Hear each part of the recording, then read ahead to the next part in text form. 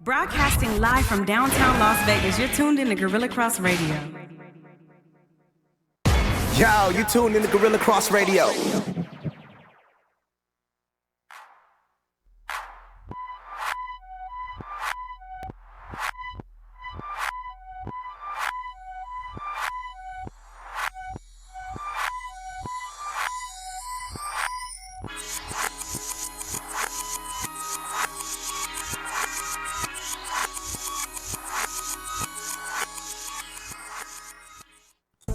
All right, hey, it's Wednesday, and I'm showing on my hat real quick because this is what it is. This is the theme of today's show. Welcome to Girl Chat Sports. It is Mo. Mel is still at some kind of undisclosed location. I'm not quite sure where she is, but she'll be back. I promise you, hopefully she'll be back next week with us. But in the meantime, we're going to get into some sports, and I've got some great guests joining me. I'm super duper excited. This is episode 148. We're going to call this the Raiders edition because I have literally taken over Girl Chat Sports the last 2 weeks. Okay, so tonight I have my brother. Now, you met my older brother who's a Cowboys fan. We're going to talk a little bit about Cowboys, but I don't want to talk about him so much. I'm going to talk about my favorite brother, my baby bro. Marques is in the building. And then we've got my other brother from another mother, the Mean King himself. You guys may know him on the Let the Ball Bounce page. We got Vance, Horn in the building. I'll just call him Horn for right now. Both of them are diehard Raider fans. So say what up, fellas. What's going on? 148. We're in the building. We talking Raiders tonight. If you guys don't know, you can watch us live now on not only the Facebook Live page of Girl Chat Sports, and we're going to share that everywhere, but you can also watch us live on the Gorilla Cross Radio app. And if you have not downloaded that, please do so right now because it's dope. And then also, we're taking calls tonight, 702-608-3259. So, fellas, I like to get into a few little things. We're going to talk, of course, Raiders. We wrapped up Hard Knocks last night. We're going to get into a little bit of that. We're also going to talk about, we'll mention a little Cowgirls information with Zeke and how we feel about that payday that he got all the way up until 2026, if that's even realistic. But anyway.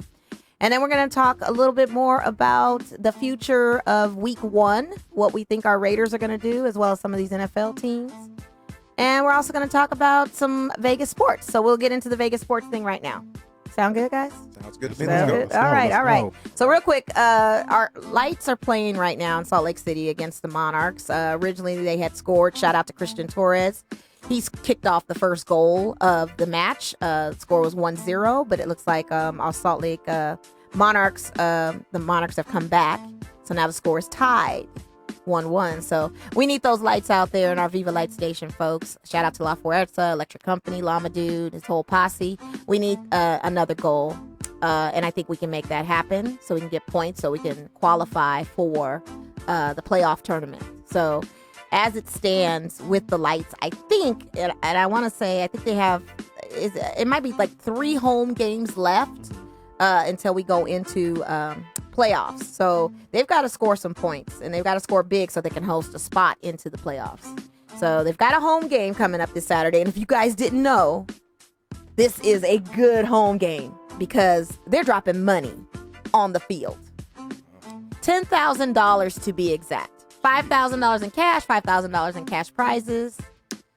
I mean, it's going to be incredible. You guys got to go. One of y'all going. You going, Marques?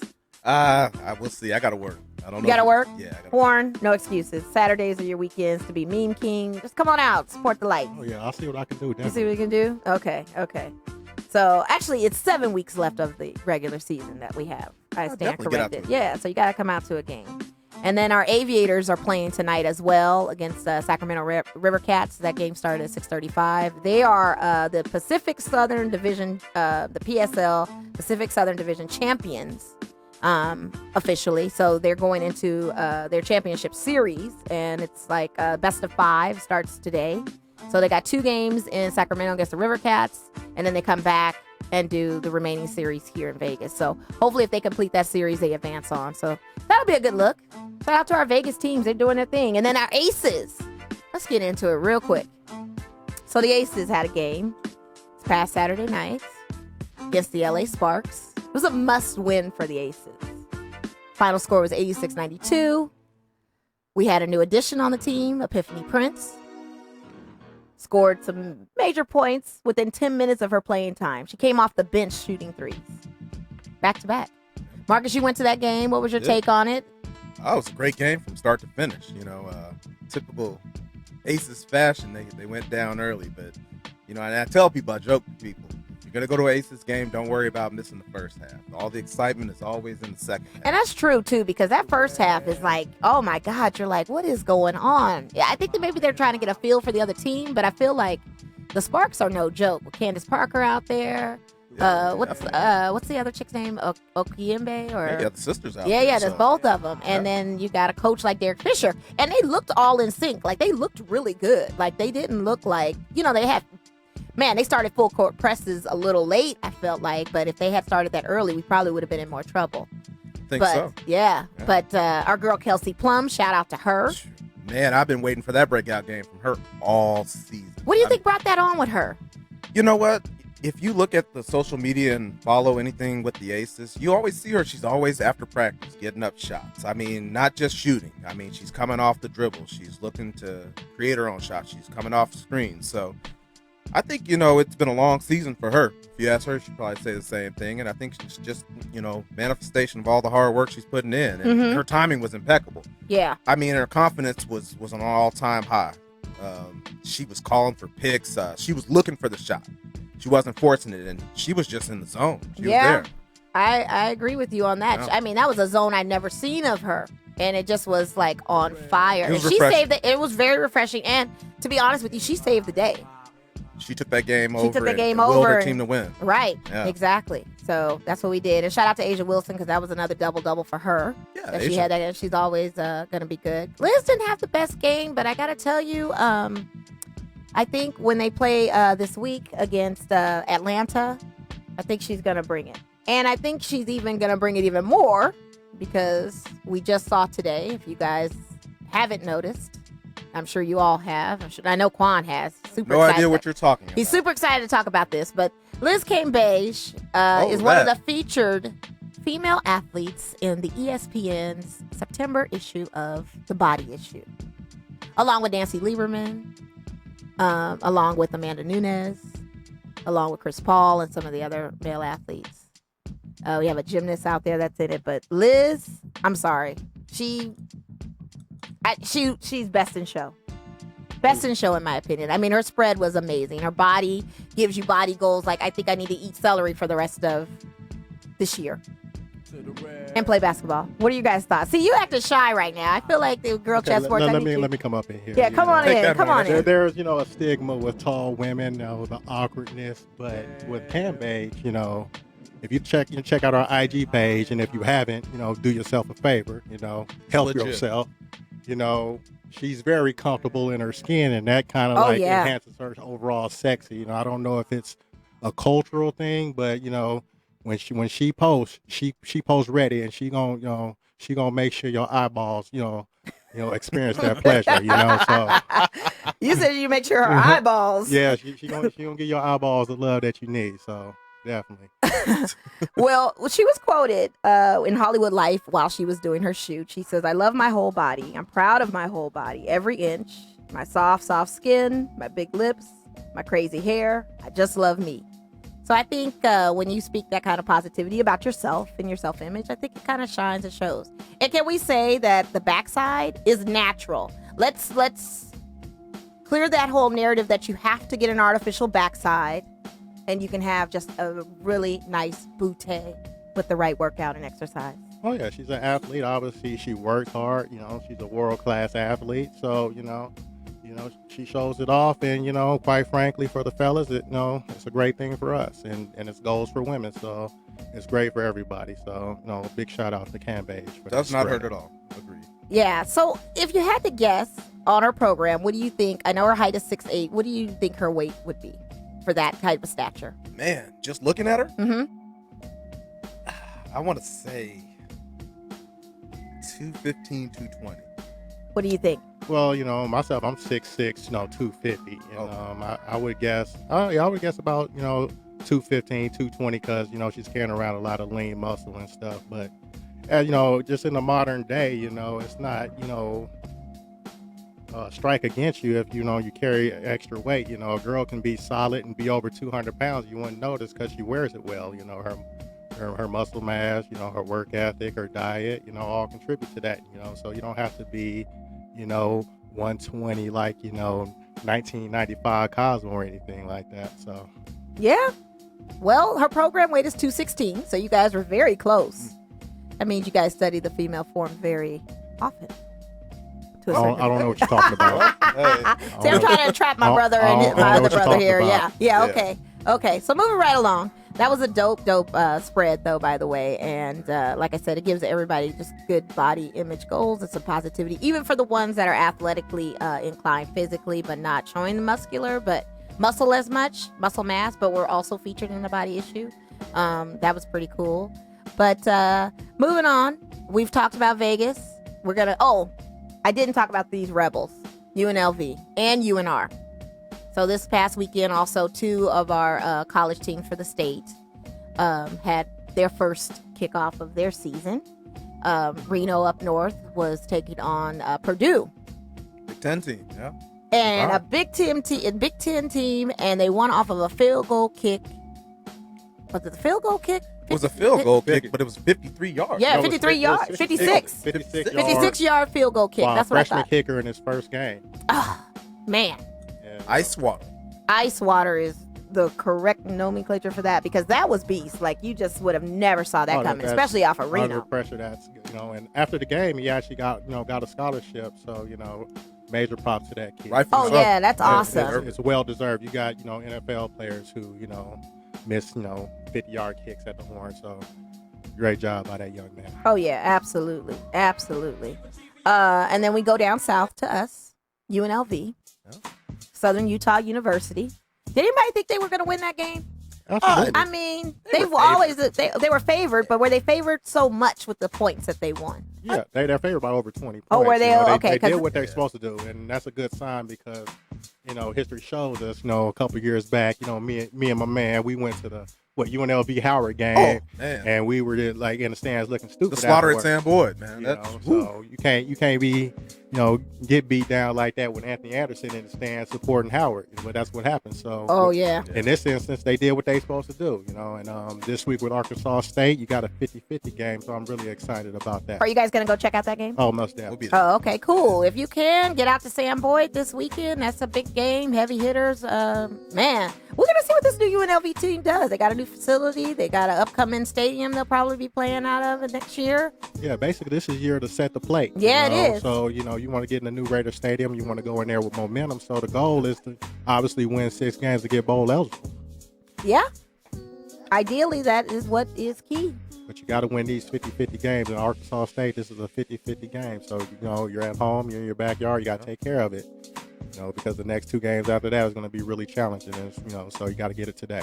Yeah, I agree. So what do you have a message for Coach? You got something to say to him? Because I feel like you should be right on there on the sidelines with it. I'm a Sanchez supporter. A guy, who comes from college and who's adjusted to the game. He's raised money for the Fertitta facility. He's recruited well. Got some transfers in. Amani Rogers looks like, if he can, get better with his arm, you got a primetime player with that. So, you're really setting the play for something special. Yeah. And that's what you need. You need momentum. You need eyeballs. You need investors. And you went on the field. All that'll come because like it was mentioned. In a sports group.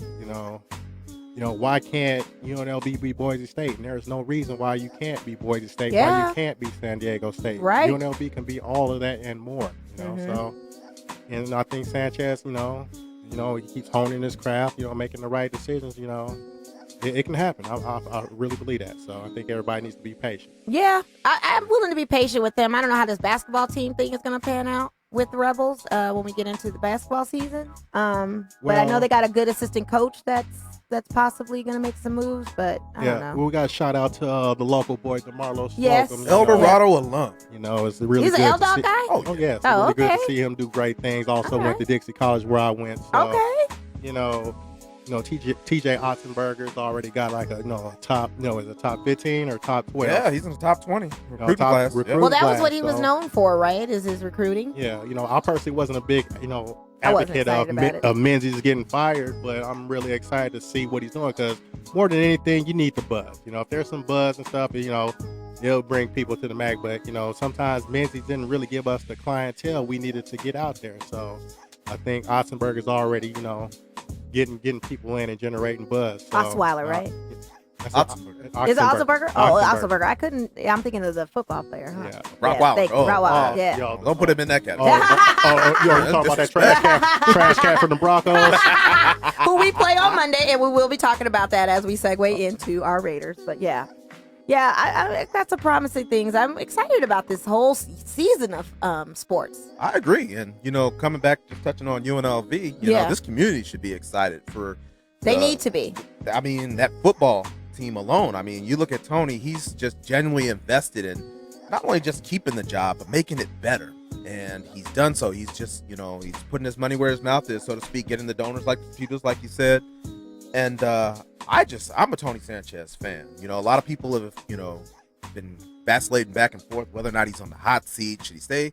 Should he go? I mean, why would you get rid of this guy at this juncture? I mean, he's invested. He loves what he does, and he's really, really working hard to make this program and bring it to a level where Vegas can really be proud of it. So I'm really excited. And the recruitment can come for these players for students to come to the school. I think that's the end game of it all too. Facilities are everything when it comes to recruiting. Yeah. So he's going to have a beautiful 65,000 seat stadium, and like you mentioned, the Fertitta complex opening up. So let's see some bright things on the horizon for that program. All right. Dude. Hey, we'll roll with it. And speaking of new beginnings, we got our Raiders. Raider Nation, stand up for life right now. And I got my boys in here. We all diehard Raider fans, minus Kwon. He's a 49ers fan, but that's fine. I like the Raiders. Yeah. They're 1B. Give them time. Okay, 1B. 1B. Okay. That's a good start. All right. Give them time. So we just wrapped up Hard Knocks. And again, special shout out to our in-kind sponsors of Classic Jewel, SBA. Shout out to Zoe Thomas. Shout out to all my friends, family,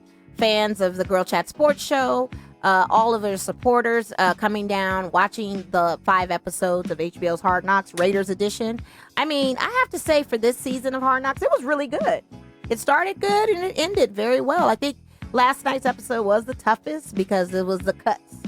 The last preseason game of Raiders playing against Seahawks. That was a game that we lost by 2 when we tried to do a 2-point conversion play, and Nate Peterman, I think that injury on that conversion play was the one that kind of damaged his elbow. So before we get into that, we knew, and Marques had already told me from last episode, previous to this 5th episode, that John Gruden likes quarterbacks, that there's not going to be any cuts with quarterbacks. He's probably going to keep Nate Peterman, Mike Glennon to be the backups. And I honestly thought one of them was going to go, but he kept them all. And then he added another one. After Peterman now from that play got hurt and is on the IR. In comes Deshaun Kaiser. And Deshaun Kaiser, who is this guy? Like, I don't know. He's a kid out of Notre Dame. Probably got overdrafted a little bit, got thrown to the Wolves in Cleveland. So, it's kind of hard to gauge how talented he is. So Prototype, though. Yeah, Gruden loves his size. Oh, okay. Set.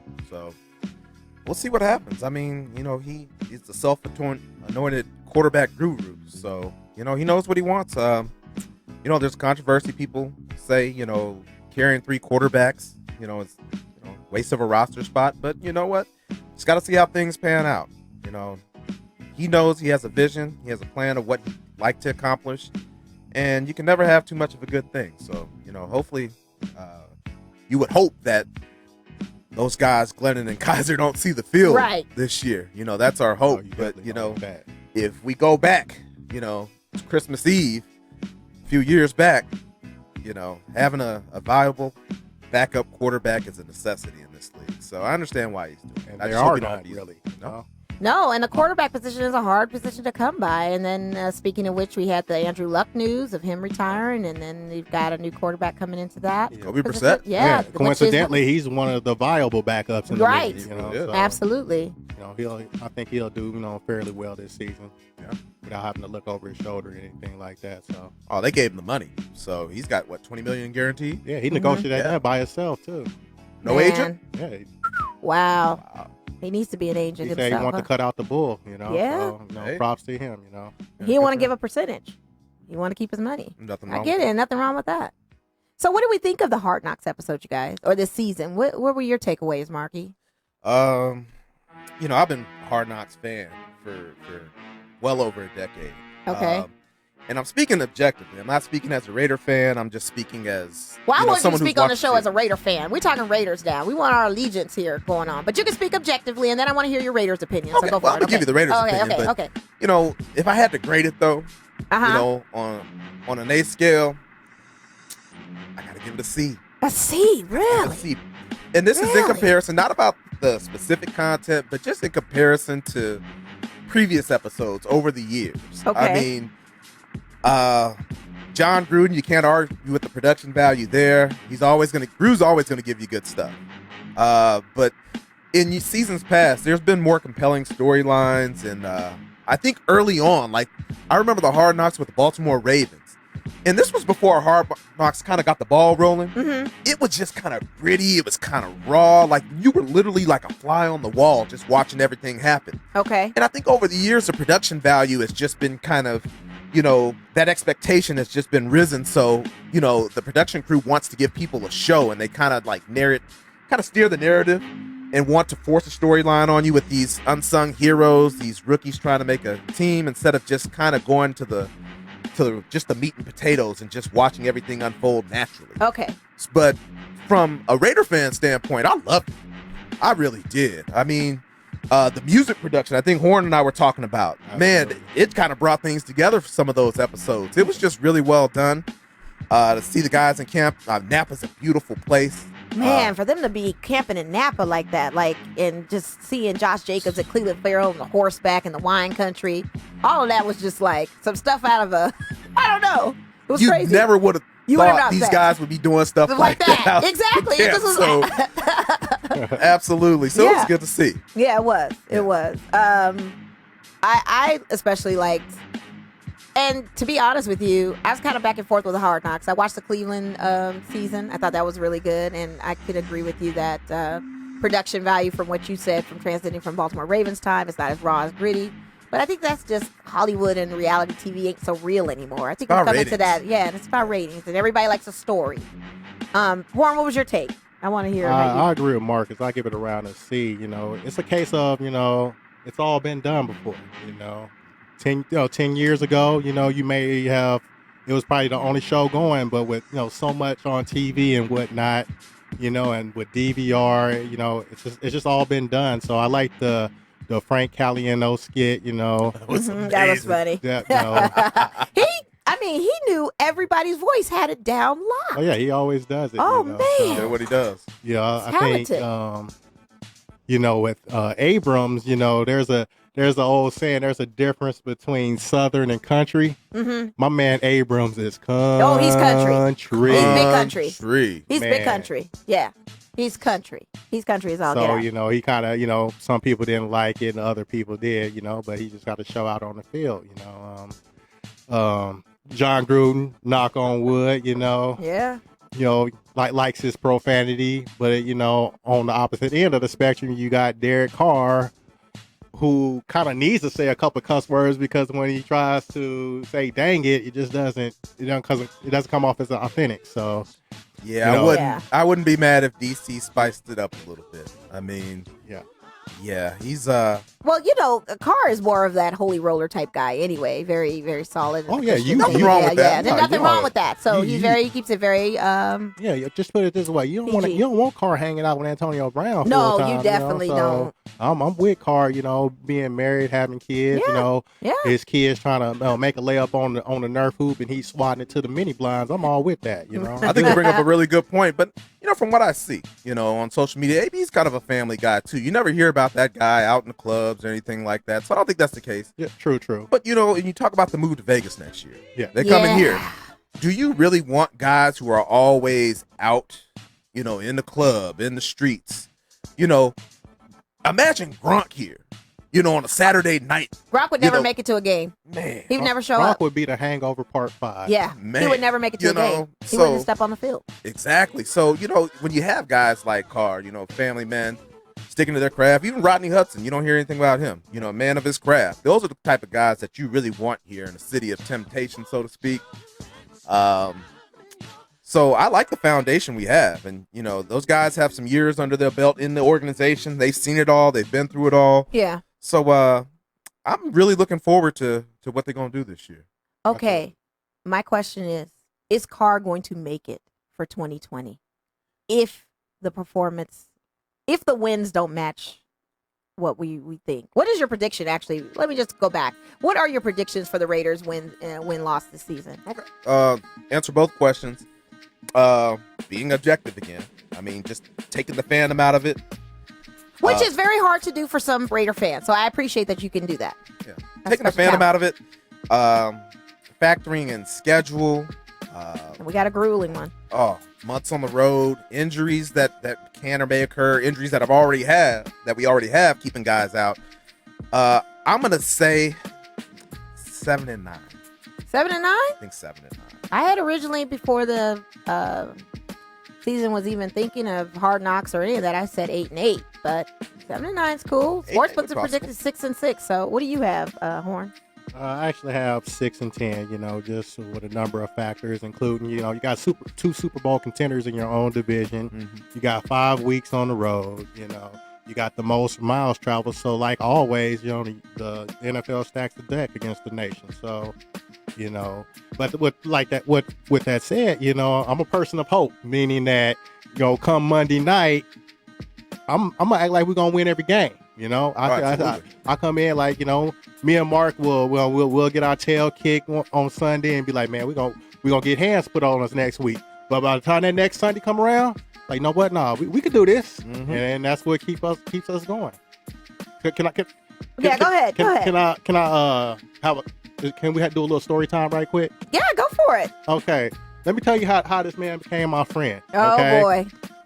After the Raiders went to the Super Bowl in 2003, obviously they had some down years, and as they started losing, they started taking their games off of network TV. Okay. So you had to go to the bar to watch your team because they wasn't putting the Raiders on no more. And quite frankly, I can't blame them. You can't put that type of product on TV, but if you're a part of the nation, you got to rep. So I started going to this bar called the West Cliff Station. Shout out to the Cliff. To the Cliff, baby. Shout out to the Cliff. On Buffalo and West Cliff, by the 95. So I would go, and I see this man across the room. He see me, it's all good. But as time went on, we started sitting closer and closer and closer until one day we just sitting together, man. And you know what I'm saying? And we've been thick as thieves ever since, man. So that's the beauty of the Raiders, and more importantly, that's just the beauty of sport, man. Real spit. Look at that. It created a beautiful friendship, man. I'm thankful for it. You know what I'm saying? Look at that. Nation for life. That's my boy for life. Oh, absolutely, brother. I'm another mother. You can't be mad at that. That would make me a Raider fan for life when you have friendships brought together for as long as you guys have. And by the way, shout out to Donnell and the guys from Let the Ball Bounce, because he's been in the chat very, very incensed and jealous that you're on our show tonight, Horn. And you've never been on a Let the Ball Bounce show. So is there anything you need to say to them? Oh, man. Or anything real quick? Because this is the Raiders talk. I mean, I don't know. Goose and Andre, man, they're my guys. Sean Johnson, shout out. Those. Over time, we like to cut up in this group. We don't always agree on things, but it's always love at the end of the day. It's kind of like bringing like urban sports vibe to Vegas. I'm glad to be a part of it. So that said, though, anybody can get it at any time. So I got my memes ready. So if your team ain't up to par, I'm gonna lay that ass out. They said you're scared to get on Let the Ball Bounce talk show. Oh. He said you're scared. They said they've been inviting you for years, and all of a sudden you appear on Girl Chat Sports. Oh man. Hey, listen. Oh, no, man. What can I say? I don't know. I'm just a reporter. I'll just report the news. I hear you. I hear you. Well, you got to get on the show with those guys. We're also going to have a special guest come on in a few moments. Reach out to her shortly. She used to work for the Raiders. So like I said, this is a whole Raiders segment. I know some of you guys aren't trying to hear about our Raiders, but guess what? We're here. Yeah, and we're really going to be in your face next year. Oh, yeah. It's the silver and black town. It's Silver City already. Just to think about it, no, not to cut you off. No, my apologies. Go for it. The Raiders coming to Vegas is a dream that I never dreamed of. I wouldn't even fix my heart on even, fathom the possibility that one day, my favorite team can be in my hometown where, when I was born, we only had like a couple 100,000 people, and a lot of the real estate didn't even exist. Yeah. So now to drive by the stadium every day, it's like watching your kid grow, man. It's just, it's fascinating. I got a lot of goals in life, but I just want to make it to September 2020. It's going to be a beautiful thing. God willing, we all make it to September 2020. Stay alive. Keep yourself safe. Just, everything. So real quick, guys, and then we'll make our call to Sheryl. As far as the Antonio Brown situation, or situations, I'll say plural, we had the foot thing, okay? And then we had the helmet thing. Which, by the way, he's got a new helmet now. The Zenith helmet. It looks stealth. They were clowning him. Yeah, they were clowning him on Hard Knocks about what it looked like, but that's okay. As long as he can perform and do what he needs to do, I'm with it. Oh, absolutely. But now we've got the fines. He went on Instagram today and posted his little letter from Mike Mayock, who's our GM for the Raiders, about his non-appearance to camp on the 18th of August. A fine, which was like, $15,000, $13,000, somewhere there. But then he had one that was a little bit over $20,000 for the walkthrough or the mandatory meeting when they were in Winnipeg. He reposted it. Kind of threw out some little petty shade type stuff. Like he wasn't going to pay and he was just like, the devil is a lie and all this kind of stuff. What is your take on that? Because everybody gets fines. Man, let me tell you. First of all, somebody in his camp needs to get him a flip phone. Flip phone, one of them old Nokia phones, whatever. Man, give him a Saved by the Bell joint, Zach Morris. Get them Zach Morris doorstop. Okay. Because, man, once you hit send on social media, you can't take it back. And I honestly think even if nobody likes to get fined, I understand that, but this is something that probably could have been handled internally. And knowing that team, they probably would have rescinded the fine and not even, fined them. And I was looking at. If you follow Amy Trask on Twitter, the Raiders ex-CEO, great follow, by the way. Oh, I got to follow her. Yeah, she's great. She was saying, this was more procedural than anything, and oftentimes, more so than not, teams don't even fine you. They just do it because they're in that position. They somewhat have to and know they can. So I think it's... We got a call? Oh, sorry to cut you off, bro. Oh, we got a call. So real quick. Caller. Holla. Girl Chat Sports. You know what it is. I knew who this was gonna be. Wait, Goose, real quick. Goose, can you turn the music down in the background? You do this twice a week, and that's our biggest pet peeve. And you got the music full volume. You sound like you're having a fish fry back there, man. You having a fish fry back there? I have no music on. Well, you have the radio show on. No, do I? It's loud. I don't know. It's loud. Oh, you do. See? Oh, no. I can even hear myself echoing. Come on, man. Cut the stuff, man. You might need to get rid of that cricket phone. Man, what is going on? I'm sorry. I got to make a phone call. We got to call Sheryl, dude. Can you call us back? We'll call you back. We'll call you right back. We'll call you back. Yeah, I got to call Sheryl. This is some technical difficulties I've never seen on a whole nother level. Shout out to Goose, though. He wanted to chime in and say some things. But Marques, as you were saying, real quick on AB, and then we'll call Sheryl. More or less, I think it's much ado about nothing. I think if he had not posted it wouldn't have been a story. You talk about a guy, even on Hard Knocks, he kind of alluded, everybody's making it a story when it's not really a story, but you give him plenty of fodder to do it. Right. So stay off your phone, keep your mouth shut, just go out and play. That's all you got to do. Hey, I agree. A prediction that that I'm going to make is he's going to end up, if we get too far out the race or whatnot, he's going to end up getting suspended for conduct detrimental to the team. You know, It's not too far off. I got a question for you. 2020, do you think Antonio Brown plays here in Las Vegas? Ooh, that's a good question. I do not, because I didn't expect all this riffraff in the preseason. I expected, when we go on the road trip, might lose a couple of games. The game where he has 3 receptions on 5 targets, that he's going to have a meltdown, Oh, but now, he's conducting himself in a way that makes T.O. blush. So. Real. That's heavy. Yeah, you saying it like that.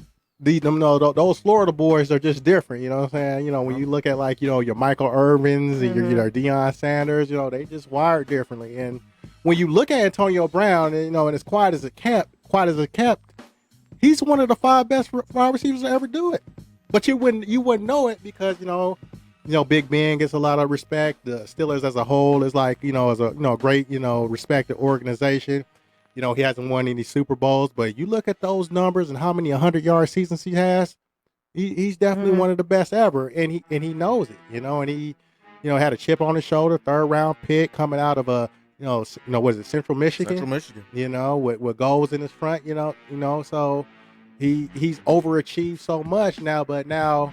Once he got, on live, on Facebook in the Pittsburgh locker room, I think that. I remember that. He put himself on Teflon status because as long as he can perform, he was going to be all right. But then, Juju came along and kind of stole some of his shine. So now he's here. And like I said, I love the Raiders and stuff like that, but we're not the Steelers yet. That's a big yet. Let's say That's yet. A huge asterisk. All right, we're going to call Sheryl. If you guys didn't know, she's the director of membership services for the NFL Alumni Association Las Vegas chapter out here. She also is the owner of D Squared, which is events. And she's got an event coming up with Ickey Woods, celebrity golf tournament out here this weekend. And she used to be the former executive receptionist for the Los Angeles Raiders. Hey, Sheryl! You are on with Girl Chat Sport. How are you? I was just telling him how you. I'm great. I was just telling him how you were the former executive receptionist for the Los Angeles Raiders from 89 to 93. Legend. You are a Raiderette in my book and always a Raider to me. So welcome to the show. Thank you so much. I really appreciate thank you. You're welcome. I really appreciate you coming on this evening. I wanted to talk to you a little bit briefly about your event you have this weekend. Also about the Red Zone Booster Association that you're president of. And then I'll just ask you some questions about Raider stuff. Like I've basically taken over the show tonight, and it's all about Raiders. So, but you've been doing a lot of work out here in the city. So you've been doing a lot of work out in the city of Vegas, and we really appreciate it. You've been putting a lot of events together. You've been a busy woman, and one of the events that it seems to be that a passion for you as well. And you formed various relationships throughout your career, is with Ickey Woods. Yes. And I wanted you to just touch on that a little bit. Oh, go ahead. Well, the thing with Ickey, I actually met Ickey maybe a few months ago. I knew of him, of course, being in football. But a mutual friend actually connected us. I was doing another event for another player, Lawrence Taylor. Oh, and I wanted Ickey to be a part of that event. And so we started talking, and we just clicked, and he told me about his foundation, and it really broke my heart because as a parent, you never, ever think of losing your child. Right. And Ickey lost his 16-year-old son to a severe asthma attack. Both Ickey and his ex-wife both had a touch of asthma, and they figured, take your medication, you'll be okay. Right. And so they had some previous issues with Javante, but they would go to the hospital. He always came home. This particular time, after football practice, he had a severe asthma attack. He went into a coma and never recovered. Wow. Yeah. So when he told me that story, I was just heartbroken. Like, what can I do to help you? And he goes, well, I'm trying to raise money for my foundation. I'm like, done. Let's do something in Vegas. Now, keep in mind, this is Ickey Woods, right. the Ickey Shuffle, the guy from the Cincinnati Bengals. Right. But the one thing I did not know is that he played 4 years at UNLV. So this is a godsend. We came together because I'm in Vegas. He played football here under Coach Harvey Hyde. Randall Cunningham was his quarterback. It was meant for him to do something in Las Vegas. And you're doing it. So we have, yes. Yeah. Go ahead. I'm sorry. No, I think we're in a delay. I'm so sorry. Yeah, it's okay. So anyway, we came together to do this celebrity golf tournament, and pretty much every athlete who I know who I asked to participate said yes. But I wanted to make sure we put a stamp on Vegas. Mm-hmm. So we're doing what's called an Asthma Awareness Day in honor of his son, Javante. Nice. And what we're doing is we partnered with Commissioner Gibson over at the Clark County Commissioners. He's over Sunset Park. So he graciously donated Sunset Park to us for Saturday, September 7th, to do our Asthma Awareness Day. And when I say donated, not just the park. He gave us the stage. He gave us the sound. He gave us the lighting. He gave us everything he can write off. He gave to us to actually put this event on, to be able to offer free asthma testing and asthma screening to anybody who wants it. Very nice. UMC came on board, UMC Children's Hospital, and they're giving free testing. We have food, we have games, we have entertainment. It's going to be a family fun day, the way it's supposed to be. That is so awesome. And then on Sunday, we tournament. So. Oh, and then that golf tournament is what is really, really interesting because it's at the Valley High Golf Club on Sunday. Yes. And not only is Ickey there, but you've got Byron Chamberlain, Greg Bell, you've got Jerry Porter. I mean, you've got Jose Canseco. You've got some people that are actually showing up, some vets here in football and baseball aspect that are actually going to be, are they playing in this tournament? Because I know that you could sign up for foursomes or you could do a single golfer and you have like a celebrity person that's a captain with that. How does that work? Well, every foursome that we put together, whether you're an individual, I'll put you with a foursome, is going to have a celebrity captain. Okay. So that makes it interesting for everybody, so they don't feel like they're, because you didn't pay for this. Like, no, if you are on the foursome, I am guaranteeing you to be a celebrity captain because we have 25 guys in town. Wow. So I'm going to have at least 2 teams of just celebrities. That is awesome. But it's a first-year event, and I'm really overwhelmed at the response we've received. The guys are coming out in force to support Ickey and his foundation. And his son, Las Vegas, has wrapped their arms around him. He is the native son. UNLV is actually honoring him on Saturday night at the UNLV versus Arkansas State game. Oh, so okay. Yeah, so Ickey will be there at the tailgate. He'll be signing autographs at the tailgate, I think, from 5:30 until 6:30. Very nice. And then he's going to do the coin toss at the beginning of the game. We'll be visiting suites. And then afterwards, we have our VIP pairing party at the Tropicana. So it's going to be a busy day for him, but you know what? It's raising money for his son. So no matter what, that's what we're doing. Wow, that is incredible, Sheryl. Again, you do great work out here. And this tournament, I feel like, is going to raise enough dollars. I think the event you're having at the park is also going to bring a lot of awareness. It's something that doesn't get discussed because there's so many things of different chronological illnesses, and we never think about the asthma. We never think about the asthma attack. So I think that's great that we're doing something in the name of Javante Woods. Javante Woods. Yeah. And I'm also excited to know that you are also hosting over at the Tropicana the Raiders watch party of Raiders versus Broncos for week 1. And you've got some people coming to that one. Monday Night Football. And you've got people coming to that, too. Who do you have showing up to make appearances for that so people can know? And what time is that opening and where in the Tropicana is it going to be? Okay, well, first of all, let me say something about the Tropicana. Okay. They have been totally amazing. They are our hotel partner. They stepped up when no one else did. Not saying anything bad against other properties, but they gave me comp rooms for all of my guys because they believed in this whole asthma awareness thing. So kudos to Tropicana Resort. Shop. Yeah, so we're actually holding our VIP pairing party there at a place called PDR. And my first time there was yesterday. Okay. And if you walk into the Tropicana, you will never think it was a Tropicana. It looks like a 5-star resort.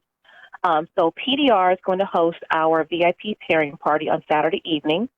On Monday night, we have the Raiders versus Broncos Sunday Night Football game. And I have in town Roy Hart, who played for the Raiders. I have Andrew Glover, who's Poncho to us, who know and love him very well. He played for the Raiders when I was there. He also played for the Saints, and I believe he played for the Redskins. Don't quote me on that, but I know for a fact he played for the Saints and the Raiders. And then on the Broncos side, I have Byron Chamberlain coming in. So it's going to be a fun night. I'm bringing in both teams. I think that's the best way to go. If you're going to do it, bring in both teams. I'm diehard Raiders through and through, but you know what? Everybody's not a Raider fan. So we don't discriminate. Come in, support Ickey. If you're a Bronco fan, if you're a Raider fan, come down to, it's called the Trago, which is a very elite lounge that has TV monitors all over the bar. I talked to the owners, and basically the only sound you're going to hear in that bar that night is Monday Night Football. So that's it. Nice. All right. That is so dope. Well, we got a place to go, Raider fans. Raider Nation, stand up. Yes, we do. We're going to be here. And I know with you, yeah, I got to come down and check you out. I was wishing you'd be in the studio. We have to get you in when we have some more time so we can talk about your booster Raider Red Zone, the Raider 702 Booster Club. I would love to have you come in the studio, but I do appreciate the time that you've taken to just let us know about this, because I definitely wanted to share this and let the public know what's going on this weekend and what you're affiliated with. Well, I appreciate that. Just let you guys know, as far as the Booster Club goes, a lot of you guys know DJ Thump. DJ Thump is my VP. He's been my VP for going on 3 years. Okay. He is a diehard Raider. So whenever you see him, shout out DJ Thump. He's a Raider fan. DJ Thump, shout out. Yeah, that's my guy right there. Yeah, I know him. And also, just let everybody know that, you know what, the Raiders, they say they're coming. The Raiders are already here. They are engulfed in our culture. Mm-hmm. The players are here. You know, just go up, say hello, give them a hug, tell them welcome them to our city, because they're new here. Well said. And people don't realize what an NFL team brings to a city. I grew up in an NFL city, and it's coming. You guys have no idea what's coming, but it's coming. Well, we're excited. We're excited, and we really can't wait. Like, the boys are rubbing their hands. I'm about to rub my hands just to transfer the energy. We are so ready. We are ready. But Sheryl, thank you so much. You have a great rest of your evening. Thank you so much for coming on, and we look forward to having you in studio and talking more with us. We truly appreciate it. And don't forget Ickey Woods all weekend long. Ickey Woods all weekend long. We're going to shuffle our way through the weekend of Ickey Woods. There you go. All right, guys. Have a great evening. Thank you, Sheryl. Thank you. Have a very good much. one. Man, shout out to Sheryl. And that's the thing. When the Raiders come, yeah, you got to step to them and have like a good moment. Like I did this Aces weekend. I forgot to mention that. I'm going to talk about it, how I ran up on Mark Davis. This is my third encounter of Mark Davis. So I had to kind of keep warming up to him as we met him. But this time I was able to capture a moment with Mark. He's a very cool, laid back guy. Wears white all the time. Except when he's wearing that black and silver hat too, on top of the all white. It looks like an off-white cream to me. It is. Sometimes it is a little washed out white. Yeah. But from afar, he's always courtside. He's a big supporter to the Aces. I was able to talk to him a little bit. He liked, I mentioned Keelan Doss because that was the same day that the cuts were happening. He said he liked Keelan, he liked his family, that whole thing. But we know Keelan is not going to be a part of the Raiders. He's going to Jacksonville. So Godspeed with that. But he did also mention that the Raiders are coming. Get ready. We just win, baby. That's going to be the mantra all through the city. And I have no problem with that whatsoever. Oh, yeah. Commitment to excellence, baby. Yeah, commitment Vegas to excellence. Vegas style. All day, every day. Just then, baby. Yeah. That's it. So, guys, real quick, we got to talk about Zeke. I know we've been talking Raiders. We talked to Sheryl and all that good stuff. But Zeke Elliott just got the biggest payday of a running back.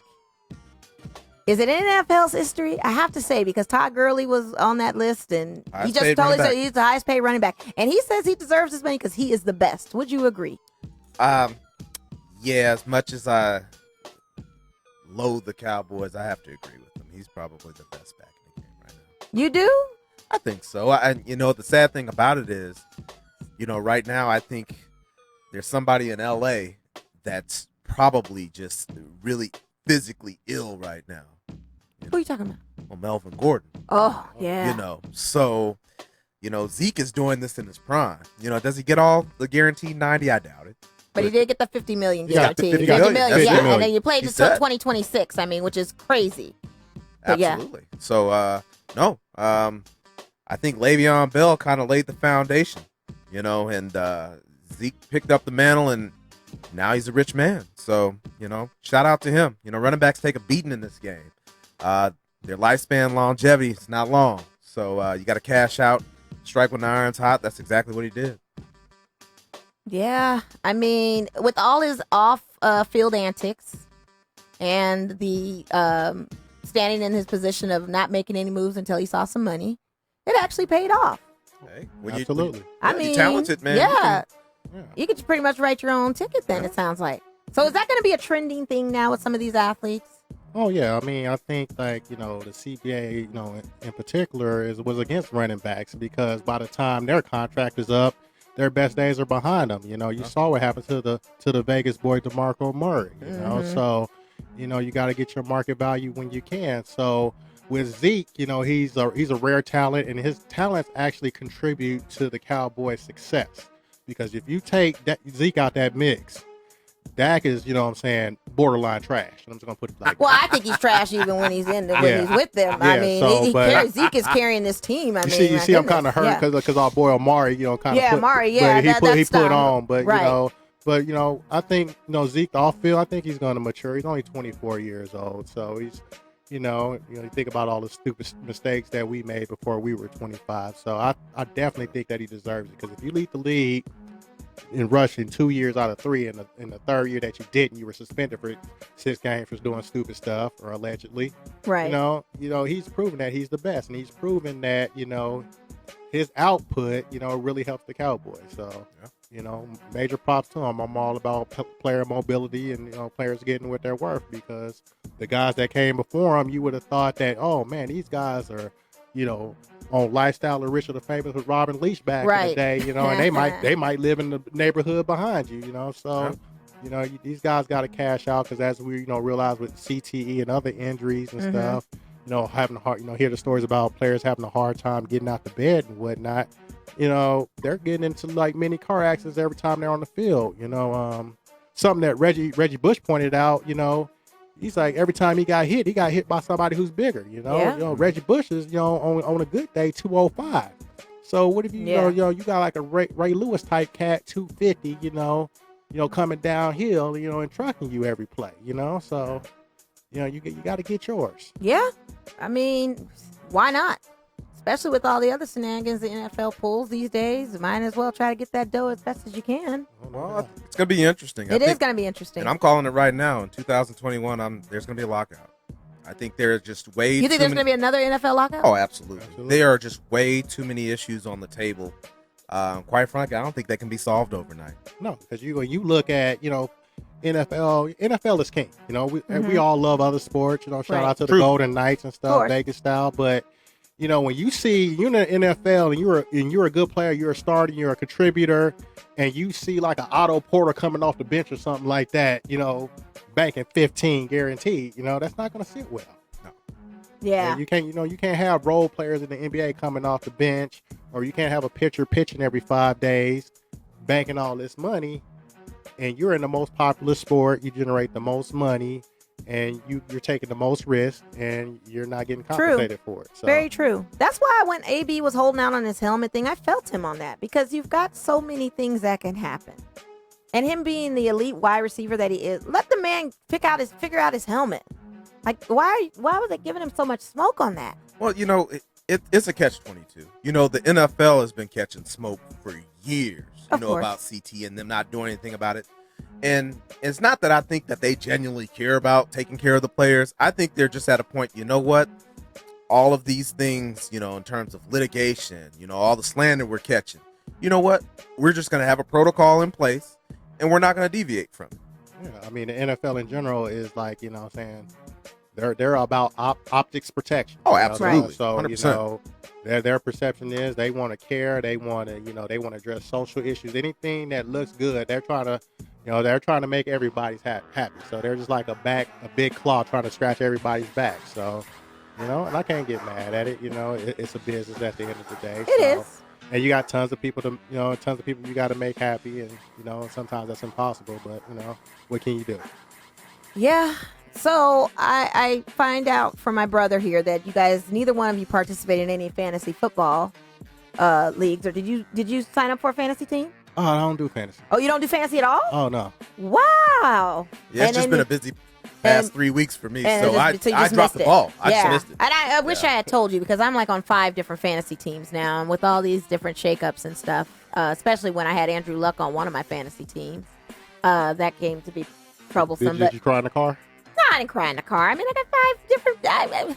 I'm looking at my matchups. I'm going to get points. I'm going to keep it rolling. I got 4 squads. So just keep it rolling. Okay. Yeah. So. There you go.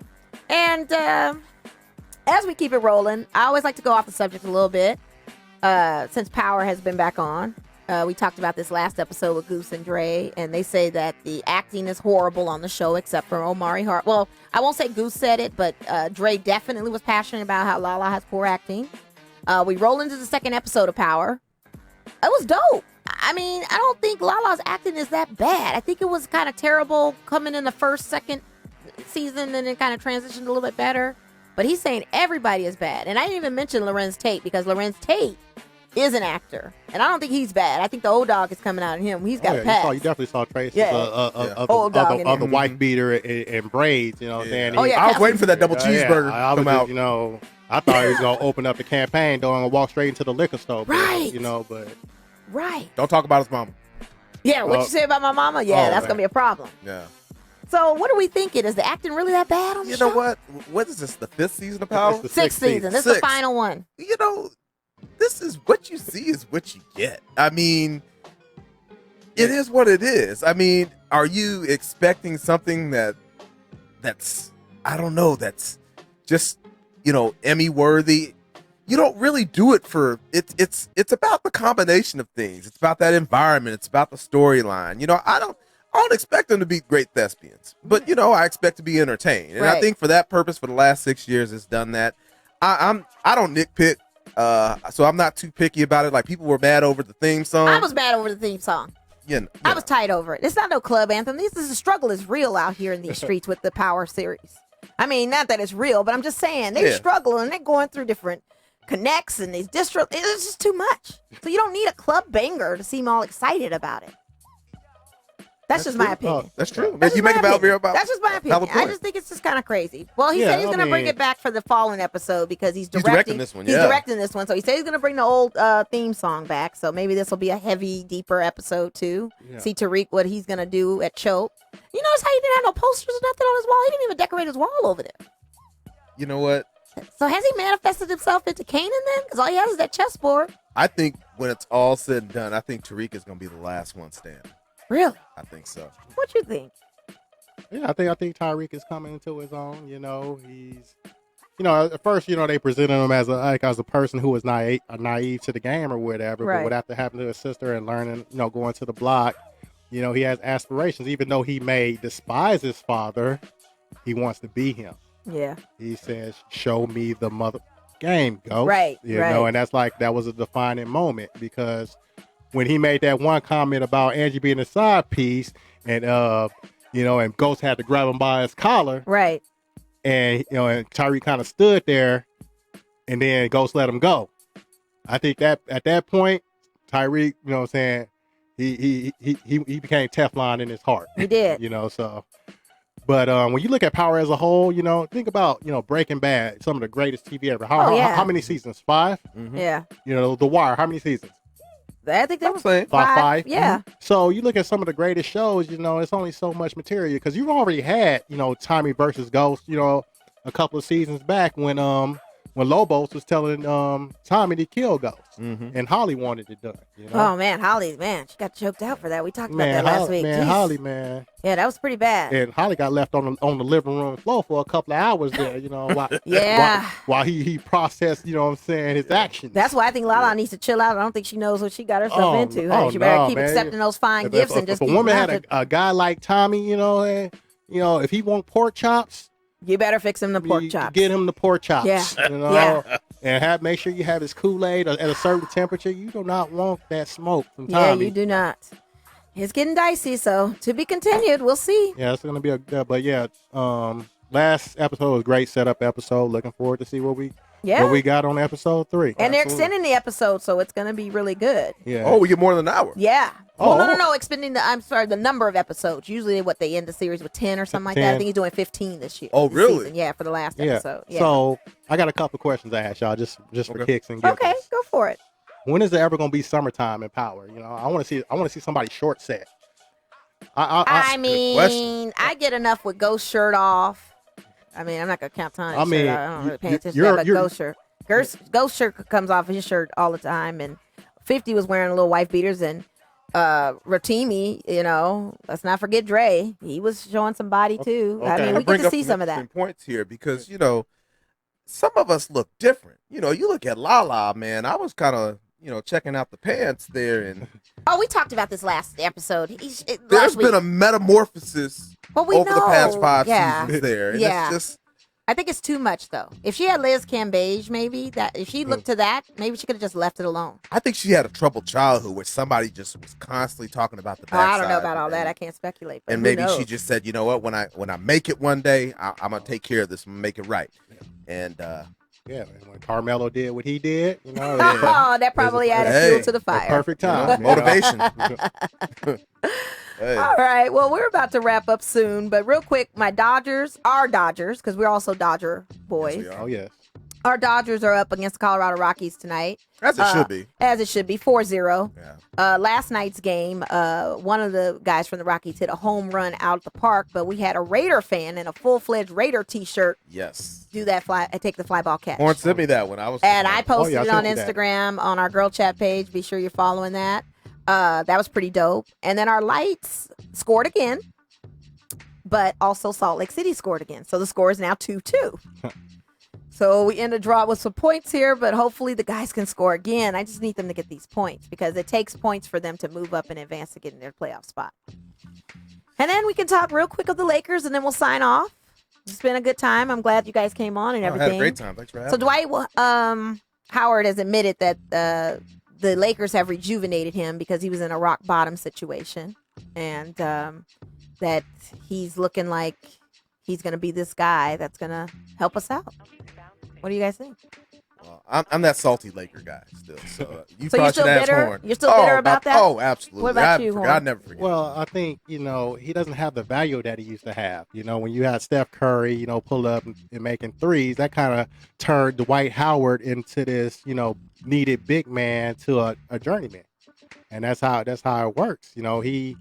But for this team, he needs to rebound. He weak side defense. He needs to finish off. He's going to get a lot of dumps from LeBron, obviously. So, he's got to play a secondary role to Anthony Davis. So, when you look at it as a whole, you might, if you ever get a chance, check out Dwight Howard's resume. It is phenomenal. Oh, if yeah, you on look at paper, her in he's his his prime, prime. Yeah, in his prime, he was a big. Remember we went to that preseason game and we saw him in his Laker uni and the shoulders of He's the like one of Superman, the but best- he was like a telephone pole on steroids. He yeah, really was. pretty much. Yeah. If Yeah. shoulders were like cliff hangers, you could hang off of each one of them. It was crazy. So, what is he now? 33, 34 now? Mhm. Yeah, winding down a little bit. Yeah. and, Winding down. So as long as he still got some athletic ability, I don't think he's never going to be a guy, who can step out and give you perimeter game. But I still think in spells he can give you that 15 rebounds, 3 blocks, 15 points and whatnot. So Interesting thing is he and JaVale McGee have similar skill sets. Yeah. Both pick and roll guys, great Yeah. weak side defenders. Right. yeah. So if you want that constant, that anchor on the floor at all times, you got 2 guys that can give it to you for possibly a full 48. So Yeah. I'm excited to see what happens. Lakers definitely a playoff team with or without him, but You think championship bound? You think we can do it? I don't feel it in my heart. Yeah, I would love don't it. even. Yeah. Really? Yeah. I kind of feel like we can head that way. I just like the whole landscape of the league now because I don't even look at the Clippers and say, oh, they're automatic, Oh no, the Clippers no. No, So- you still and got then some teams out everybody there. forgot about Golden State, and they're still going to be there, because they got Well- D-Russ, they have continuity, so they're going to be there. So when you look at the overall landscape, You got a Portland team out there, and you got a Denver Nuggets you team got Portland, too. you got Denver, Yeah. saying Boston hasn't won anywhere. You got Philadelphia, so Right. Utah. you got Yeah, Utah. Utah. Finally now. Yeah. So for the first time, and because when you look at the NBA as a whole, in my lifetime, I'm 40 years old. There's probably only like 6 or 7 teams I've won it in my lifetime, meaning 6 or 7 franchises. Yeah. So for the first time, I can't say who's going to win off top, Right. Because last year you walk in and you think that, okay, Golden State got this. When LeBron was with the Heat, okay, the Heat got this, and so forth. When Kobe and them was around, oh, that's Kobe, you know what I'm saying? So, it's a toss-up, and, I think that, I don't think load management is going to pay as the bigger factor because people are going to need to, superstars are going to want to have to get in these games and get playoff position, so. Yeah. Starting the season a little sooner, too. Season a little bit longer, so And you then don't have those many back-to-backs. Right. And then we have no preseason here in Vegas, which is kind of... Which, you know what? It sucks for lack of a better word. I don't know what's going on. The Lakers have been here for years.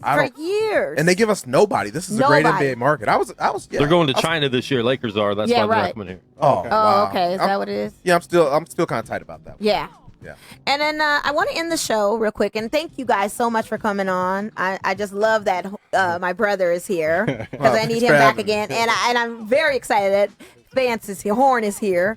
We're gonna have you both back on when we got Mel here, wherever she may be. I don't know. She's running something. We have conspiracy theories about Mel's whereabouts. But anyway, I want to shout out the girl power moment of the evening from this past weekend, and that is Lisa Leslie, coach of the Big Three triplets. She's a championship coach. Championship coach. This is the second year in a row for Big Three that they've had a female coach win a championship on the half-court 3-on-3 tournament.